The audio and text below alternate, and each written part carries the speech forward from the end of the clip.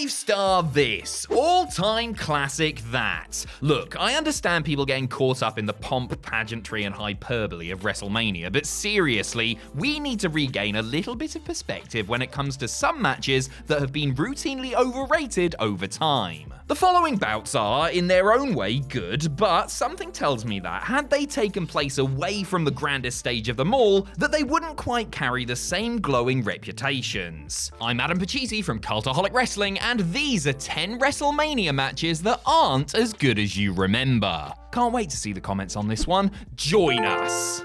Number 10, Triple H vs. The Undertaker at WrestleMania X7. The Undertaker vs. Triple H is one of only 3 matches to have taken place 3 times at WrestleMania. The last 2 in that series are considered 5-star epics and 2 of the best matches in Mania history. The end of an era Hell in a Cell match from 28 has, in particular, received near universal praise. The first time the 2 met at WrestleMania was a full decade before that second meeting at the much-vaunted WrestleMania X7. Positioned in the semi-main event slot right before Austin and Rock, the Game and the Dead Man had a decent enough brawl, but it was hardly a benchmark of the genre or anything like that. It was one of Taker's first actually good Mania outings, as people started to notice that the streak was a thing, and Hunter was on a roll at the time too. Motorhead playing Trips out for his entrance was cool as hell, and there were some tight false finishes, but the big spot of the match, that platform chokeslam, was ruined with an ill-advised replay, and some spots, including the ref bump, felt contrived or were telegraphed. Number 9, Rey Mysterio vs. Eddie Guerrero at WrestleMania 21. Rey Mysterio and Eddie Guerrero tried to recapture the magic they had created together in WCW 8 years earlier when they clashed on the grandest stage in the opener of WrestleMania 21.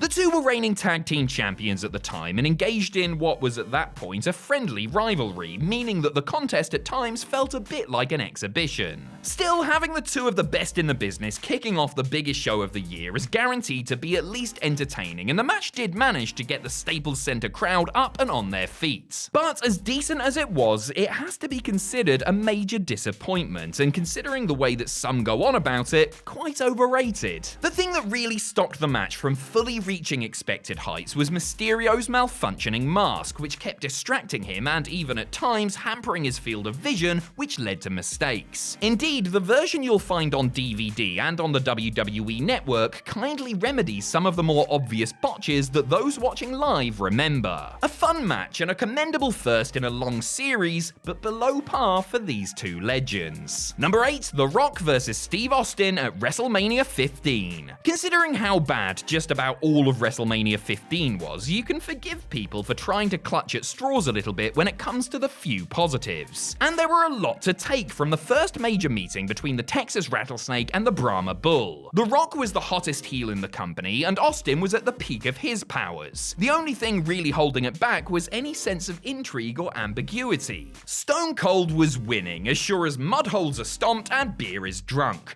There was no other possible outcome, even if WWE tried to sow some seeds of doubt in the build-up, and with customary Attitude Era shenanigans during the bout itself. Ah yes, the bout itself. Good. Not great, certainly enjoyable, but also a shade below what these 2 were capable of. They would better it not only at Mania's X7 and 19, but the very next month in the rollicking main event of Backlash. A worthy WrestleMania main event it is, but it's overbooked 6 ways from Sunday and doesn't measure up to the sequels. Number 7, Hulk Hogan vs. Randy Savage at WrestleMania 5. When the Mega Powers exploded, it set the stage for one of the most anticipated main events in WWE history. The breakup was hugely effective, and the storyline itself was multi-layered and enthralling. 1 year after winning the WWE title as the valiant babyface outlasting all others in a grueling tournament, Randy Savage would be heading into WrestleMania to defend his championship against his former best friend and tag partner, who just happened to be the biggest star the industry had ever seen. All the ingredients for an epic encounter were there, and then the match was just good.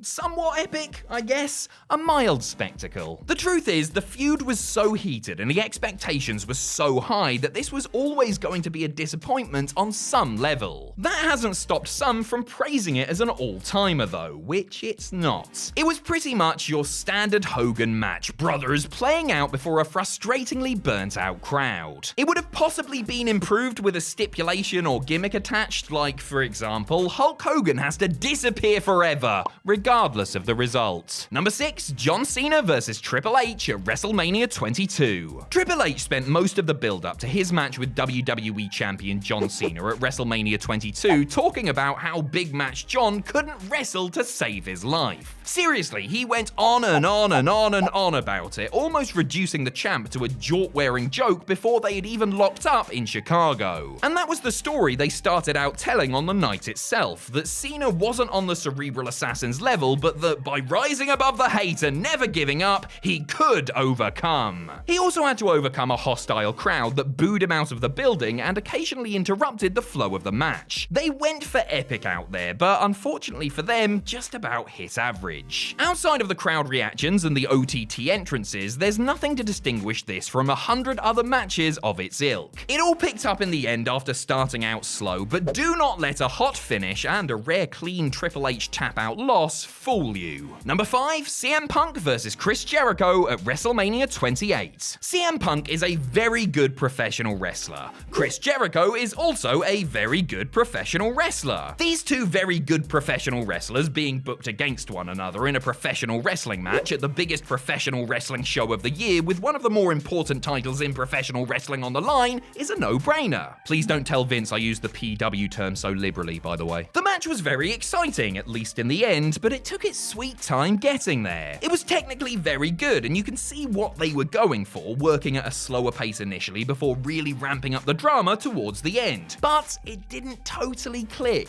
The whole thing was also a weird payoff for Jericho's Jeritrol character, where he said nothing for weeks and then just suddenly started the trash talk before entering this feud with his straight-edge rival. Later Punk vs. Jericho efforts at Extreme Rules 2012 and Payback 2013 are superior to this. A dandy of a match, but not the show stealers some claim on a show that had already been well stolen by The Undertaker, Triple H, and Shawn Michaels. Number 4, The Rock vs. John Cena at WrestleMania 29. WWE had fans chomping at the bit to see John Cena take on The Rock at WrestleMania, smartly announcing the match 1 year ahead of time. Their main event meeting at Mania 28, billed as once in a lifetime, managed to live up to the build-up and provided everything that a WrestleMania dream match should. They really should have just left it at that, because the repeat a year later, this time over the WWE title, was like the Predator 2 of blockbuster wrestling sequels. While Rock Cena 1 had the sports entertainment equivalent of Arnie and the boys cracking wise and flexing their muscles in the jungle deep,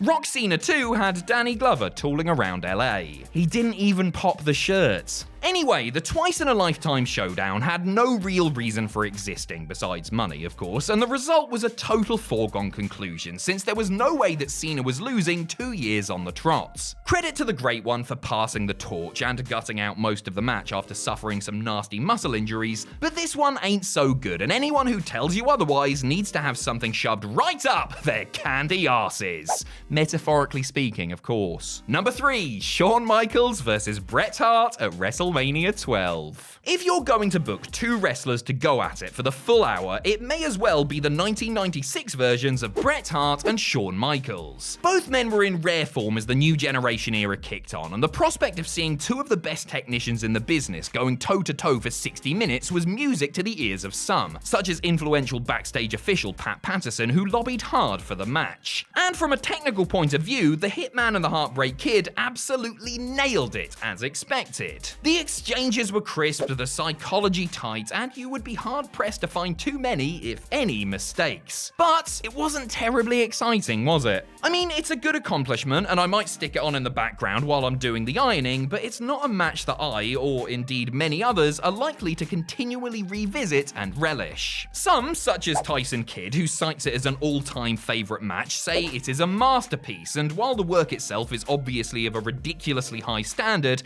it's an acquired taste, and, to some, really drags at times. Number 2, John Cena versus Shawn Michaels at WrestleMania 23. The main event of WrestleMania 23 was supposed to be the same as the year before, with Triple H challenging WWE Champion John Cena once again. The game suffering an ill-timed quad tear robbed us of seeing it again, though, as we talked about earlier, it's not like the first match was the be-all and end-all, was it? Drafting in Hunter's DX partner in crime Shawn Michaels, Mr. WrestleMania himself as a replacement, promised for a much better match. At least on paper anyway. And don't get me wrong, this match, like all of the matches on this list, has its merits and was miles away from being a bad match. But once again, it just wasn't the barn burner that some would lead you to believe it was. If flagged in the middle, Cena's selling of the leg was inconsistent and the ending was deflating. People really wanted to see HBK win the big one for the first time in forever, but Big Match John held on to the gold. If you really want to see what these lads are all about, watch the longer and better rematch from Raw in the UK a few weeks later. Number 1, Hulk Hogan versus the Ultimate Warrior at WrestleMania 6. For years, Hulk Hogan met a dastardly menace at the showcase of the Immortals, taking on the ultra-intense likes of Roddy Piper and Macho Man Randy Savage, as well as behemoths like King Kong Bundy and Andre the Giant. At WrestleMania 6, the Hulkster was faced with an altogether different proposition in the form of the Ultimate Warrior. Not only was the neon-soaked Warrior a fellow babyface, but he was also the Intercontinental Champion, and it was felt a threat to Hogan's status as the top guy. Their winner-takes-all showdown was very much like two real-life superheroes clashing, and based on who's involved, it's a fantastic effort. It was smartly booked, well executed, and rather long for two men who weren't known for working by the hour. But watching it, you feel like you're rating it on a sliding scale, and you forgive some of its flaws, like the super long rest spots, because you loved those characters when you were a kid. Go back, watch it again now you're a jaded, tired grown-up, and,